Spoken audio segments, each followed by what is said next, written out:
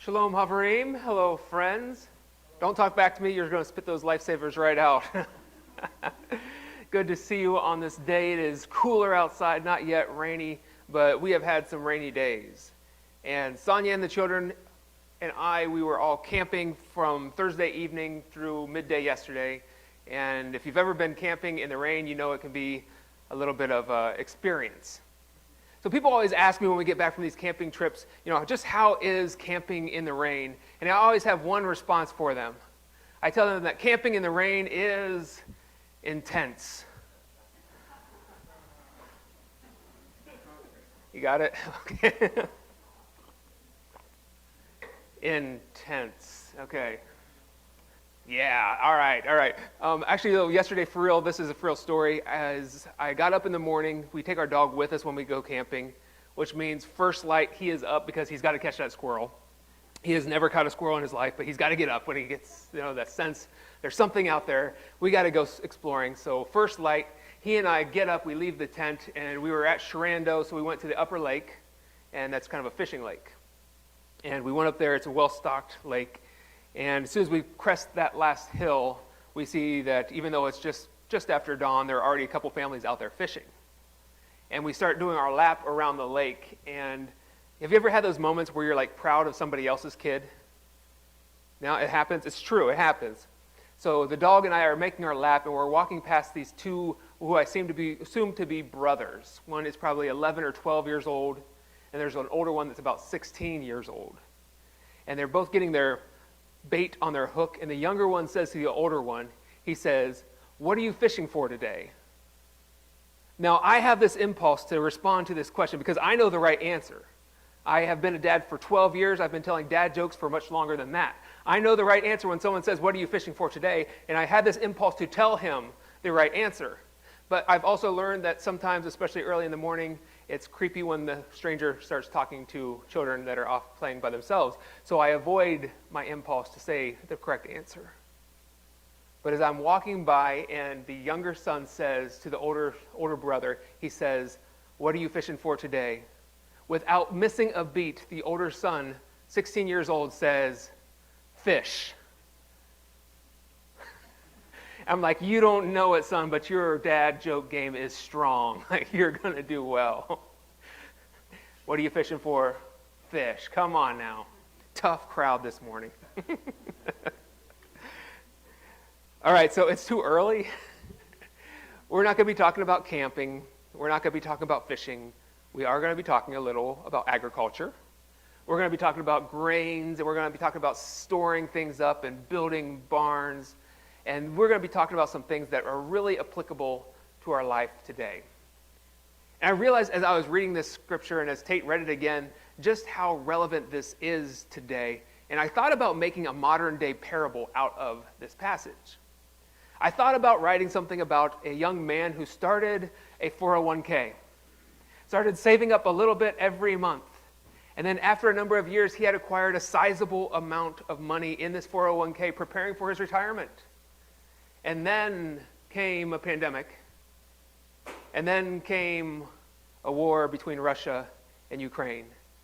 And then came a recession, and God visited this young man and said to him, "You fool, tonight 20% of your retirement funds will be taken from you." I thought about telling that parable, but I thought, you know what? That's too realistic today. So what we're going to do is we're going to look at this story, this parable, and try to understand some of the universal teachings that we find in this passage. And I realize that there are times in the Bible that it's just not applicable to my life. Have you ever had that moment? Like you're reading something, you're like, what am I supposed to get out of this? For instance, I have never once in my life considered boiling a baby goat in its mother's milk. But I know that if I ever had that impulse, I know that that's a no-no. But what are the universals that we can lift out of today's passage? What things do apply? What is still seen? Today we find things like selfishness and greed, ingratitude, and building relationships. We see things like fighting over inheritance, and hopefully none of you have had that firsthand experience. Brothers angry with one another about who gets what. These things are very much relevant for us today. So we're going to look at how to apply this passage, even though you maybe have never tried to build a bigger barn. How do these things still apply to us here today?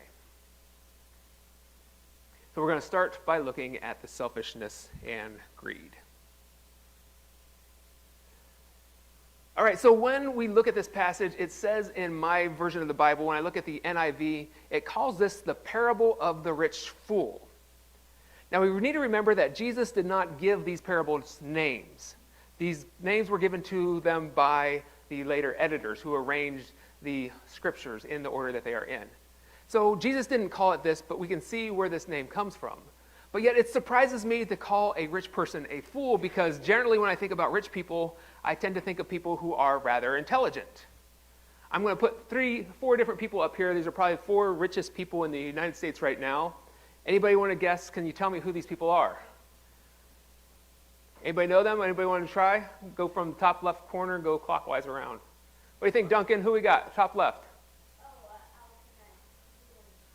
Who you got on the bottom?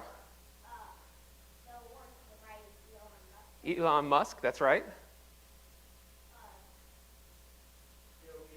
Bill Gates, right here. He's a little washed out there. Actually, it might be his actual hue. I don't know. Mark Zuckerberg, that's right. And Jeff Bezos. All right, so Zuckerberg, Bezos, Elon Musk, and Bill. What's his name, Gary? Gates. Bill Gates, that's right. Facebook, Amazon, Tesla, and Microsoft. Very rich men, very intelligent men, don't you think? Like, I would assume that these guys did pretty well on their SATs. But the thing about very intelligent people is very intelligent people still make mistakes. Very intelligent people still can act a fool. And I wasn't going to do this, but I'm going to now anyway. Like buying major portions of Twitter and then trying to back out of that. That can be a little foolish. I don't know, not signing prenups might be right up there. People make mistakes. People can act fool. Even if you're very intelligent, still can act foolish. So Jesus tells this story about this farmer. And there's this farmer that is probably a pretty intelligent guy. He's doing all right for himself. He puts out his crop, and at the end of the season, he has just this bumper harvest, like huge amount of grain brought back in. And he realizes that he has so much stuff, so much of this crop that he can just retire early. We have no idea how old he is, how long he's been doing this, but we are told that he can tear down his barns, build bigger ones, and store the grain that he has harvested and just not work for a period of time. So it's not even just like he's going to fill his barns, he's going to be set for a while. He's got to tear those down to make more space for bigger barns. And after he does all of this, he brings in the harvest, he tears down the barns, builds these bigger ones, he looks out on all that he has, and he says, I'm going to take life easy, eat, drink, and be merry. That's in the Bible. Do you know that? That phrase, eat, drink, and be merry. It is biblical. It's not lifted up as a positive thing here, but he's like, I can just kick back and I'm going to be all right. Well, God has a bit of a response to this. God says to him, you fool. That's where the term, the foolish rich man, comes from. You fool, this very night your life will be demanded from you. Then who will get what you have prepared for yourself? All right, so far so good. And what does Jesus say about this? In summary, he says, this is how it will be with whoever stores up things for themselves, but is not rich toward God. All right, so you've heard the passage read for us by Tate. You've heard my little synopsis. You've seen these bullet points of the passage. What exactly did the guy do wrong? Like, that's a really hard thing for me. There's several things that we could guess at, and maybe Jesus is trying to point several things out to us, but he just says this kind of blanket statement at the end. It's not real clear just what it is that he did wrong. And the reason that this is a challenge for me is because I think it's actually a good thing to have some savings. I think it's probably a good thing to put some money away for retirement. Now, I know that I'm not the only one with some retirement funds, so I'm probably not alone here. I think it's good to have some money set back in case of an emergency. What if your refrigerator went out tomorrow? What would you do? Actually, I had a friend that posted on Facebook. He had his freezer that he had a quarter of a cow in the freezer, and he didn't realize it until It's too late. That freezer was not working any longer. Well, then what do? Do you need to go out and buy something new? Well, you don't have any funds. No, it's good to have a little something. What if you lose your job? How are you going to pay your mortgage? So I think about this story about this guy, and is Jesus saying that it's wrong to store anything? Is it wrong to keep anything back? And I even preached on this a couple of weeks ago, that I don't think it's wrong, but we need to do so carefully and intelligently and with good stewardship in mind. Now, I know there's some people here that are old school Mennonites. You've been around a while, and I'm not going to point anybody out. I'm not going to look anybody in the eye. But some of you are aware that in the Mennonite tradition, there has been a tendency to take these kind of passages as saying we should not keep anything long term. We should not have retirement funds. And one way that this was applied was in endowment funds. Are you familiar with endowment funds? Endowment funds are when somebody makes a large donation to a nonprofit organization, and they keep that amount of money and they invest it, and they spend the interest off of that fund. I'll give you an example. So if somebody was to give Stanton Mennonite Church $10,000 as a part of their will, their bequest, rather than using that money and giving like $1,000 out every year using that inner funds, we would invest that money, and then we'd have like interest, say 10% interest every year. It's a good interest rate. And then we would have how much money every year? 10% of 1,000 would be, or of 10,000 would be 1,000. We would use that interest every year and still have the principal earning money. So if you were to just give $1,000 out every year, after 10 years those funds are gone. If you use it in an endowment, you have $1,000 in perpetuity, as long as it's earning 10% interest. Make sense? Well, organizations in the Mennonite church decided that this was a way of storing up treasures for ourselves on heaven. This is a way of building bigger barns. And some of our institutions, because of that, have very small endowment funds. One place we see endowments is in universities. And if you look at university endowments, you actually can find these numbers online. Eastern Mennonite University's endowment is much smaller than comparable sized universities like Bridgewater College.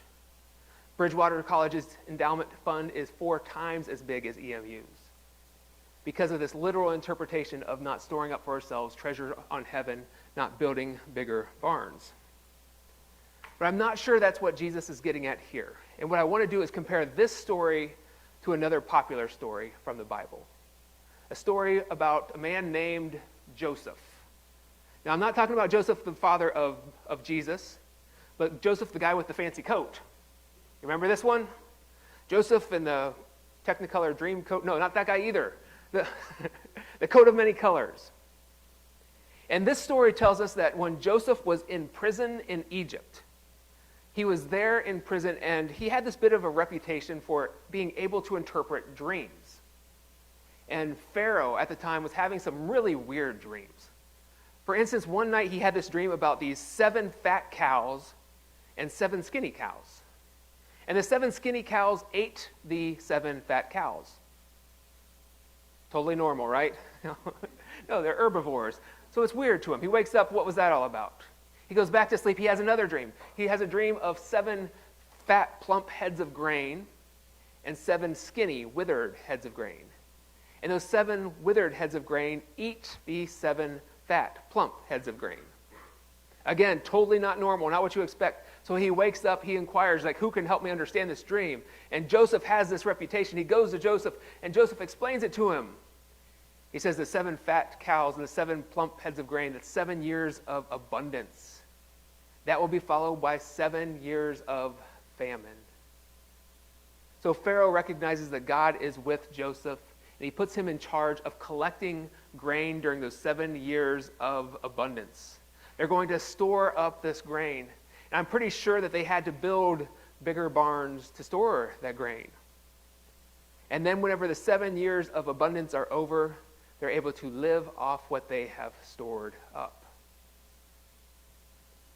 Now, when Jesus tells this story, this parable of the rich fool, I'm pretty sure that the people that heard him tell the story would have been familiar with the story of Joseph. They were all Jewish people. So what is different between the story of Joseph and the story about this rich fool? Well, the thing that we find with the story of Joseph is that when he stores up all this stuff, he doesn't keep it for himself.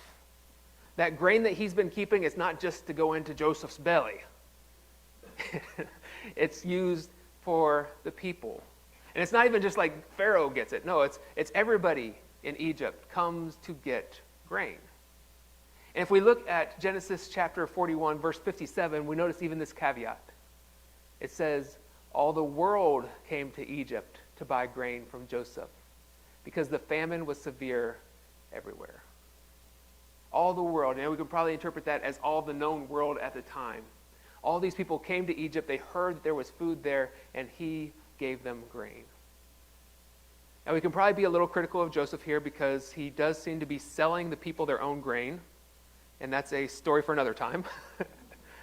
But the point that I'm trying to make here is Joseph didn't just keep that grain for himself, he kept it to help others out.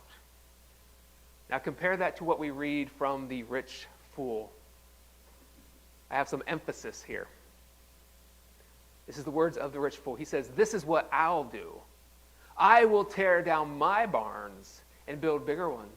And there I will store my surplus grain, and I'll say to myself, eat, drink, and be merry.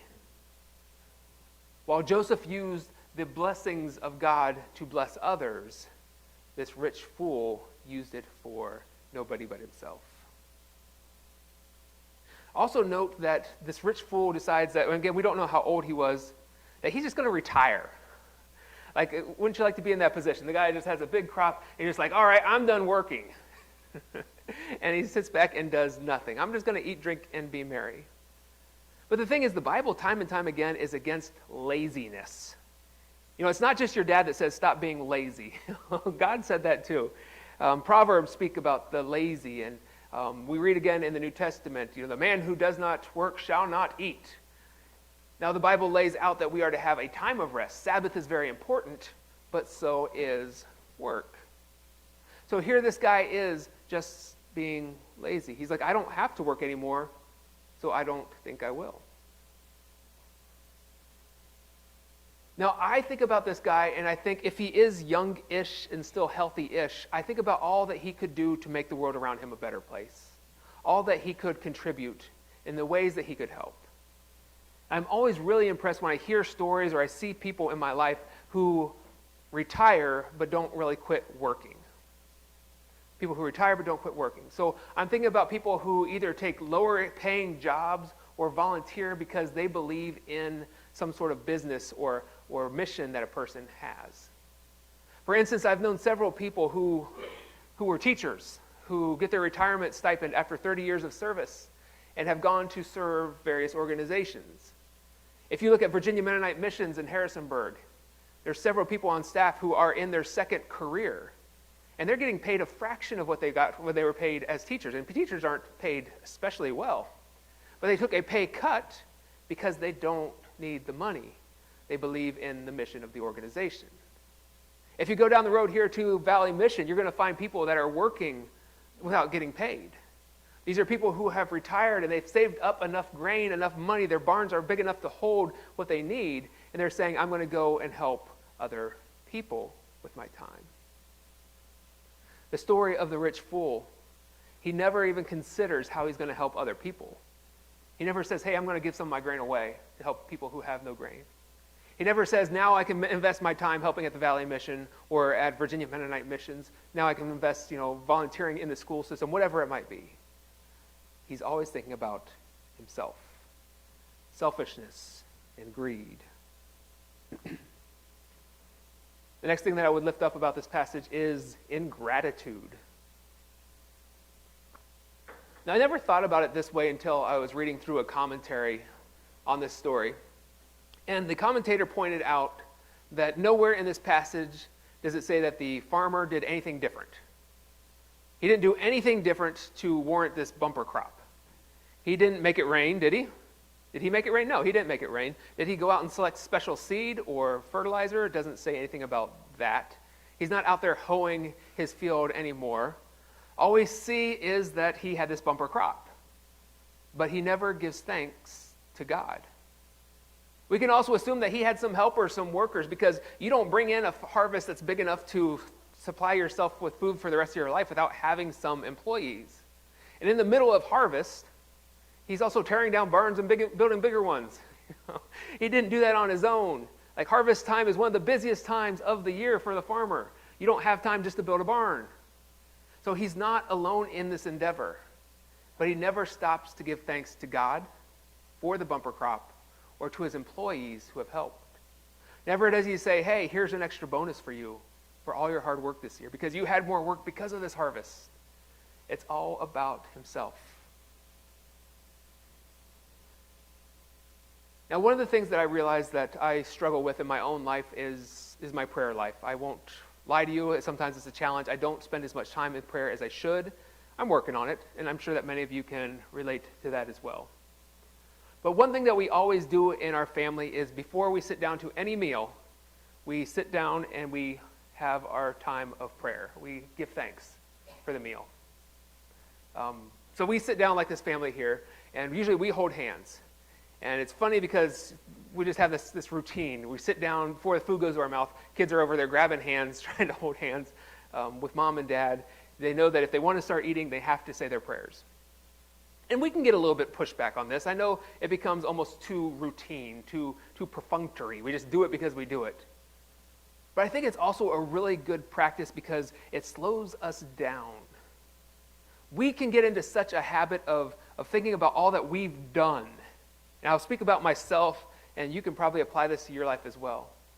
We so quickly think about, hey, I've worked this job, so I have some money. And because I worked this job and have money, I went to the grocery store and I bought these groceries. And then whenever I got those groceries, I came home and I made a meal plan for the week. And I had that meal plan in place, so I cooked this food. And then whenever we're done eating all this food, I am going to go and do the dishes. Does that sound familiar? It's all about what I've done. But by slowing down and giving thanks, it's a reminder that we did not make that grain grow. And we did not make that thing that became our food or the thing that fed the thing that became our food. This was something that God did for us. God gave us the intellect and the body, the physicality to do the work that we did to earn the income. God has blessed us in so many ways that we quickly fast forward it in our lives if we don't take time to reflect on the things that God has done for us. We become like this rich fool and don't show any gratitude for what God has done. So I believe that each of those things are a part of what this parable is about. There's this critique of selfishness, this critique of ingratitude. And ultimately, I think they both kind of play into my final point for this morning. I think they play into building relationships. Relationships with one another and relationships with God. Now, when I started this passage today, I jumped into the parable. You may have noticed I skipped the introductory material. We're going to circle back to that now. Because the event that was taking place here, Jesus is walking, he's teaching, he's preaching, and he's approached by these brothers. And one of the brothers comes to Jesus and he says, "Teacher, tell my brother to divide the inheritance with me." Well, that sounded very familiar to what we had down here, wasn't it? Tell my brother to give me some lifesavers. Now, the thing about this event is, if this is actually an inheritance, if this guy's parents had passed away, Deuteronomy 21, 15 through 17 lays out very clearly the inheritance law in the Jewish system. It would have been the practice for the oldest brother to get a double portion of the inheritance. So if you got one, let's go John Willis and Leland. If John Willis got one lifesaver, Leland, you would get two. It's in the Bible. So it's very clearly laid out. Whether we think it's just or right today, that would have been the system that they were born into. But we don't know what's going on, like which brother is actually complaining here. We don't know if the older brother is withholding the younger brother's portion of his inheritance, or is it maybe the younger brother saying, "Hey, that's not fair, I need 50%. So here's Jesus' response. Jesus refused to enter into this conversation. He refuses to be triangulated. He says this, and I always say he talks jive in this passage. He says, "Man, who appointed me a judge or an arbiter between you? Watch out. Be on your guard against all kinds of greed. Life does not consist of an abundance of possessions. Now, I don't know in this passage, like, which brother is the one being greedy? Is it the younger brother? Is it the older brother? Maybe it's both. But I think the point is still the same. This greed is driving these brothers apart. So I think that what we need to see in this passage is that time and time again, that Jesus is calling us to emphasize relationships over possessions. And too often this is exactly the opposite of what we do in our world today. We emphasize things. We want stuff. We want, those rich guys that I put up there. I knew who they were and what they made. We want that new iPhone. We want that Tesla. We want to be able to show off to other people that we are doing well for ourselves.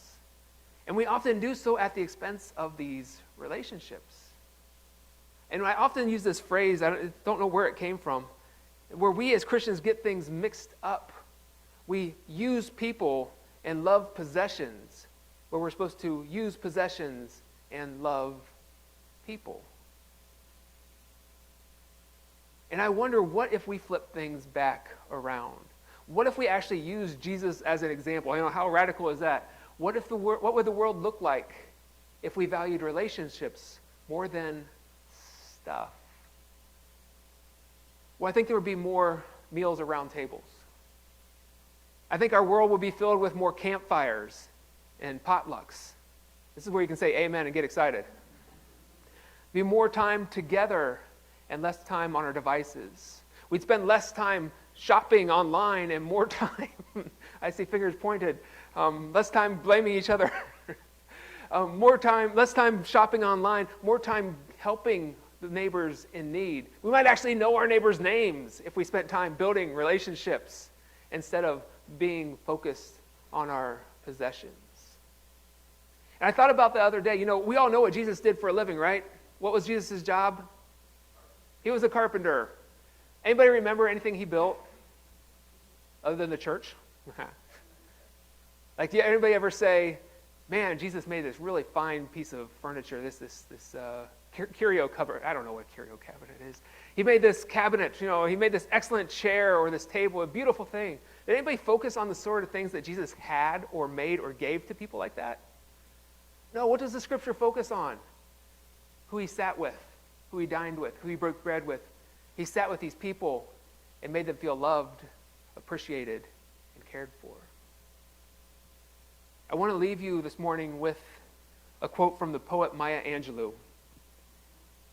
And Maya Angelou said, at the end of the day, people won't remember what you said or did, and I would add, what you possess. They will remember how you made them feel. Can we turn the tables and become more like Jesus, to emphasize relationships over things? The rich fool is a parable about a guy who was greedy, who didn't show gratitude, and who didn't care about relationships. Jesus calls us to be there for one another, to care for another, to put people first. I think we do well to follow the teaching of Jesus. Join me in prayer. Loving God, we thank you for the challenge, a challenge that is so relevant for us today. Lord, we